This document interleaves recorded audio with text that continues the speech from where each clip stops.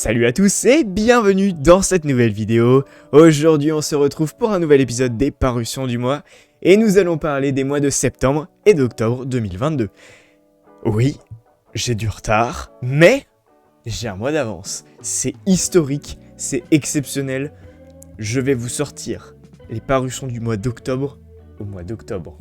Je pense ça n'arrivera plus jamais. Bon, je m'égare. Ce n'est pas le sujet de cette vidéo. Je vais commencer donc par vous parler des parutions du mois de septembre, mais vous allez voir que les parutions du mois d'octobre, ça va être très rapide, puisqu'on a eu seulement 4 parutions pour ce mois, et on en a 6 pour le mois de septembre. Donc voilà, ça risque d'être assez rapide, comme d'habitude en ce moment, et c'est ça qu'on aime.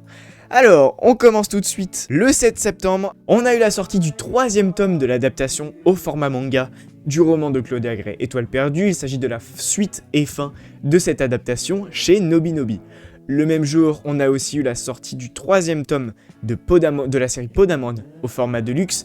Il s'agit également de la suite et de la fin de cette reparution au format Deluxe de cette série sur Podamon qui datait de 2016 chez Panini. Et ce 3e tome contient donc les issues 20 à 31 de la série ainsi que l'annual 2 qui, honnêtement, sont souvent les issues les plus intéressantes. Je ne veux pas m'avancer sur cette issue, mais je vous avoue que les annuals, en général dans les comics, c'est très intéressant. Le 8 septembre, on a eu la reparution du roman La chute de l'étoile au format audiobook chez Lizzie. Le 14 septembre, on a eu la sortie du 3e tome de la série Crimson Reign au format couverture souple et couverture cartonnée.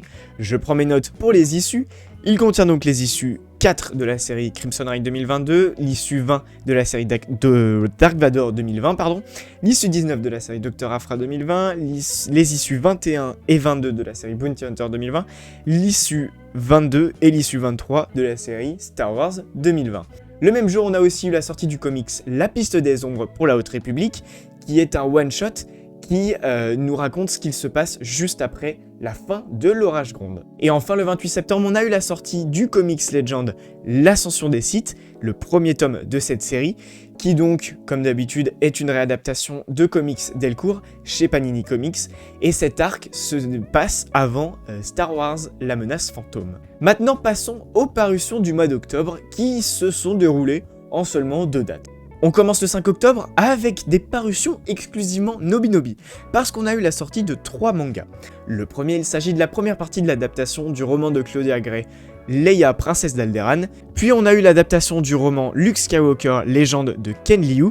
Alors attention, je dis bien Luke Skywalker, légende, mais c'est un roman canon, et donc un manga canon, toujours chez Nobinobi. Et enfin, on a eu le tome 2 de la série Un équilibre fragile pour la Haute République, toujours chez Nobinobi au format manga.